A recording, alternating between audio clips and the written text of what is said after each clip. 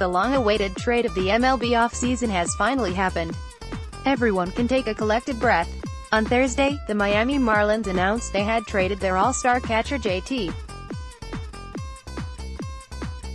Realmuto to the Philadelphia Phillies. All offseason, the Dodgers had been linked to the 27-year-old catcher. LA had the arsenal to pull off a trade, but didn't want to comply with Miami and their steep asking price. Though a deal never appeared close, it looked as if the Marlins would expect a package centered around the likes of Cody Bellinger, Alex Verdugo, and more prospects.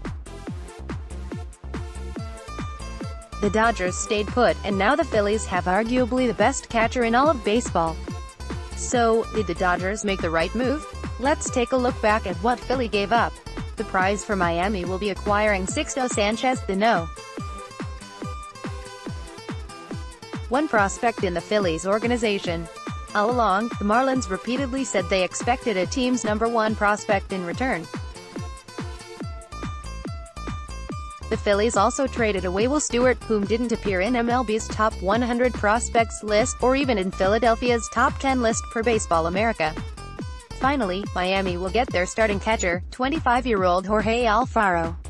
In 2018, Alfaro hit .262 with 10 homers.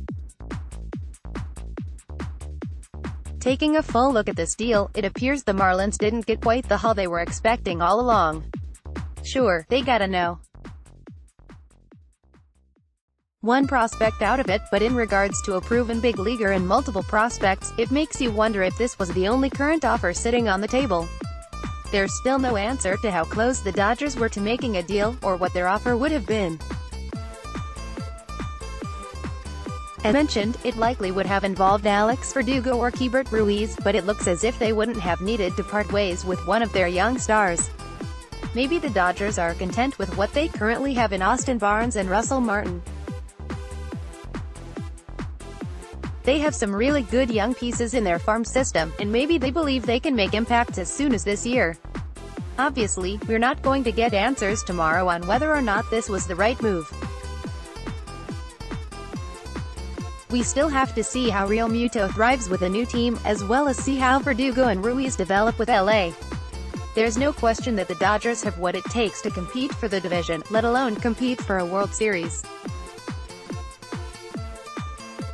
However, it's not every day the best player at a position becomes available. We're just going to have to wait and see.